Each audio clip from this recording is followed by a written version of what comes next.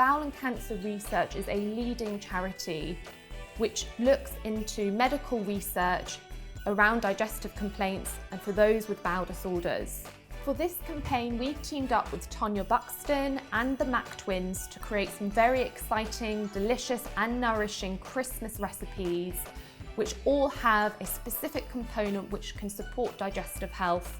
There'll be practical tips and strategies along the way to learn more about how you can create healthy recipes which are going to be gentle on the gut. So girls, thank you for coming, and the first thing we're going to do is a lovely winter warmer soup. It's got carrots and coriander and chickpeas and cumin, and it's really lovely on your tummy.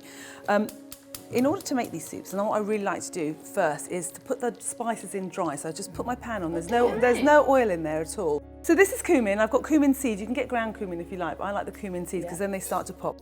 And the other one is coriander. I love coriander. It's quite chunky still. It's my favourite herb. So that's going to pop in there as well, and I'm just going to let the heat take them in. See, it's smoking a little bit. I'm going to put a little bit of oil in there now, and that is going to bring smoking. Well, just a little bit, just to get the kind of. Can you? Oh, I can smell the cumin and the coriander coming out. So, but what were you saying about? So what I would normally add in this is onion, but you girls said best not to. Well, so there's quite a lot of information around what we call high FODMAP foods, and essentially they're, to put it simply, carbohydrates that are difficult to digest. But with FODMAP foods, and if you're following the FODMAP process, you have to do it with your GP or a dietitian. Onions, for example, are high FODMAP. Okay, but I put leeks in and just put the leek greens themselves. And the same goes with garlic as well. So normally I would probably put about half a head of garlic into this, which I'm not doing now. But in order to get a garlic flavour, I'm going to add a little bit of garlic oil towards the end. And I think as well, we don't really know what we're eating because we're having such highly ultra-processed foods that we don't quite know what's in them, and all the kind of preservatives and emulsifiers that they put in actually stifle the good bacteria in your gut. So if you're cooking from scratch, yes, it takes a bit longer, but at least you're in control of what you are putting in. I've also added leeks in this soup because leeks are really soothing on the tummy. Fennel is very soothing on the tummy. Fennel tea is something that, when I've had bloating and stuff, really helps me. So I've got the leeks in, I've got the spices in, and I'm now going to add some carrots to that. Just throw those in and just... It smells amazing. I know. Should be starting to smell lovely. So we should be aiming for 30 different plant-based fruit and veg a week, which is quite a lot, I think, to get in. But here you've got loads of different You've got lots types, going on and the here. herbs count as well. And the spices and the herbs count as well. I've got some fresh grated tomato as well. So that's all starting to come together really nicely. The thing I'm going to add at the end of this soup are some chickpeas. And chickpeas are high in fibre. These are canned chickpeas that have been rinsed, so they're ready to go in. Yeah. Some people say chickpeas can upset your tummy. What do you think about that?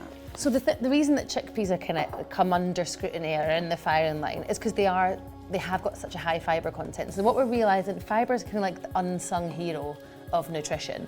And we're realising now that not only does fibre bulk your stool, as Grandad Jim would say, it makes me go, it also feeds the good bacteria in your gut.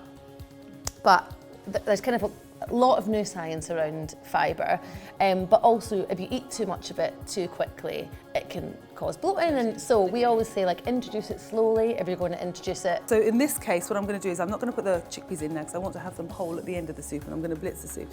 So I would put half the amount in, see how you go, see how if that works for your tummy.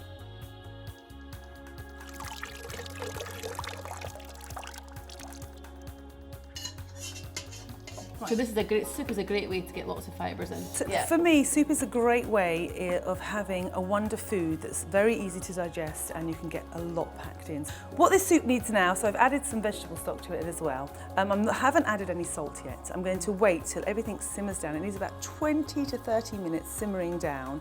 Then I'll taste it and see whether it needs a little bit of salt, a little bit of pepper, and blitz the soup. So for the time being, I think it's cup of tea time. So the soup's been simmering for about 20-30 minutes. The veg is nice and soft. Excuse the noise.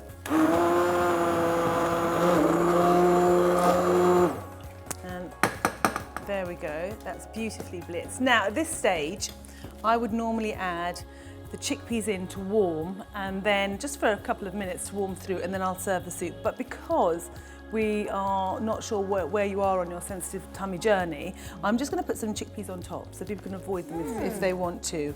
So I'm going to just dish a little bit of soup like this. Chickpea choice. You've got a chickpea choice. I like that. Gosh, you girls are so good at this. So yeah, so instead of having it warmed up and put in there, I'm just going to put a couple of chickpeas on top. If you know that chickpeas are no good, then just don't serve them. Makes it look a bit more swanky as well. It does. It can make it look quite pretty. Nice little dollop of yoghurt on top like that. Again, if you've got problems with dairy, coconut yoghurt or dairy-free yoghurt or no yoghurt, it's up to you. But sometimes I think the sourness of the yoghurt really works nicely with the soup. So there you go. You've got a carrot, cumin, and if you want, you can have a chickpea soup as well. But otherwise, it's a lovely winter warmer.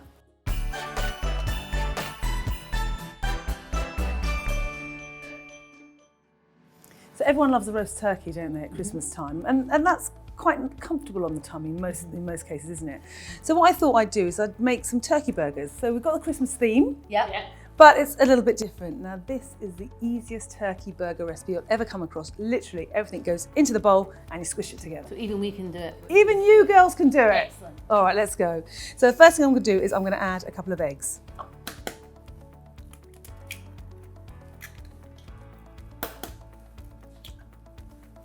I'm putting the eggs in and then I'm putting spring onions, which we will talk about later, about why they're not actual onions. Some chopped spinach. Parsley. My favourite ingredient, wild oregano.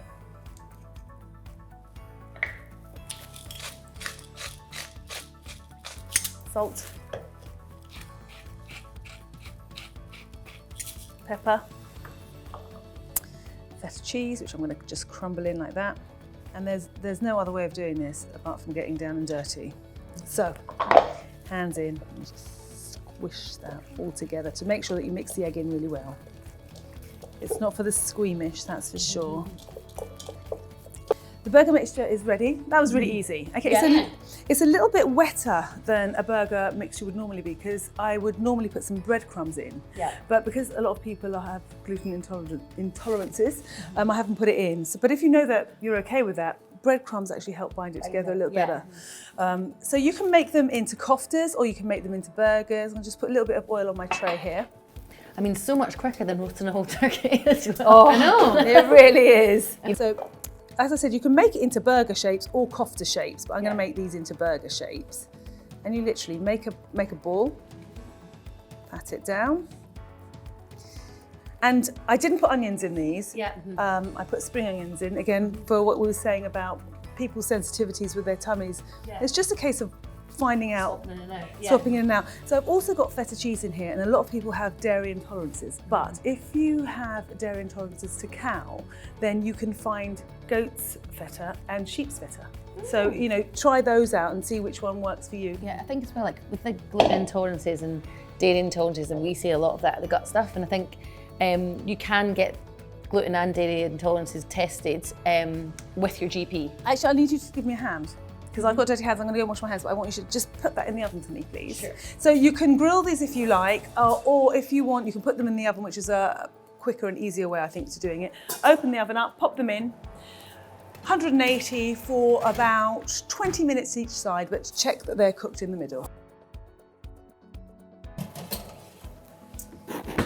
There you go, those burgers are ready to go.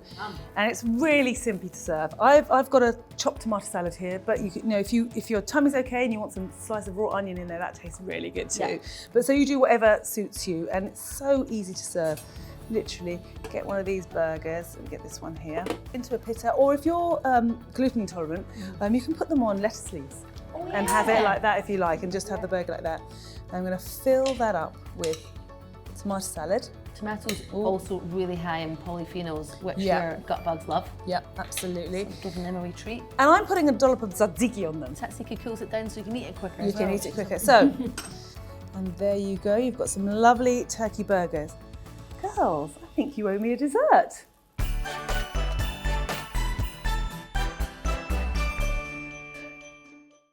So, figs. They've kind of long been hailed as for Granny and Grandpa's figs, and they're in the same pool as dates and stuff, but they are super high in fibre, and if you're constipated, these guys are your pals. So we're going to make like a fig base, and then we're going to add some kefir, which we'll talk about in a minute, some honey because it's high in prebiotics, vanilla to take the edge off the kind of tang of the kefir. So I'm going to thinly slice the figs. Okay. No, they good. They look good. Okay. They look good. Yeah, yeah. Alana Just watch and your her fingers. little- I'm just going to observe here. Yeah, and keep See, your the eyes on passenger it when you're driver- cutting. Yeah, the passenger driver in this situation needs to just shut her face. So you can arrange them round your bowl rather more delicately than I'm doing. But from the outside, that looks pretty cool, I think. It looks lovely. So it's probably going to be a bit neater than that. This is like Art Attack. Has anyone got a Pritt stick? Or okay, so kefir is fermented milk. People have been having it for eons. It's kind of coming back in vogue. Also really low in lactose. I think it's 98% lactose-free kefir. So if you're lactose intolerant, this is your one guy. for you, Yeah. So vanilla bean paste, as I said, this will take the edge off the kefir because some people, it's quite a unique taste. Okay, so super easy. You just bang the kefir on top like this. I mean, as you can see, it's not hugely neat, but there we are. And then you can sprinkle some pistachios on top so it looks like it's got lots of flair. Also, your 30 plant-based fruit and veg and nuts a week. This is an addition to that. There you go. And if you wanted to be super swanky, you could drizzle some honey on top. Do you know what the other addition I would make on that? Is a sprinkle of cinnamon. Oh, do you know what? I was Christmassy. thinking that. Yeah, Keep it but Christmassy. keep it Christmassy. Yeah. And cinnamon is a blood sugar regulator, so it counters any effects of the honey. So I think that would make it perfect. But I think it's perfect anyway, girls. Or chia seeds is also, if you want to have an extra fibre boost, you can put some chia seeds instead of the pistachio nuts. So do I get to try it? I mean, are we insured for this? Right, Here give us that we are. spoon there. There we Want that go. big one? Yeah, no, I'll give it a taste. Here we go. This is like being at school again. Girls, it's a winner. It's a winner. It's delicious. I love it. Smashed it. So I think this is going to be one of my Christmas desserts, definitely. Figgy pudding part 2. Figgy pudding. So that concludes our Guess for Your Guts Christmas recipes. But wherever you eat this Christmas, have a very Merry Christmas.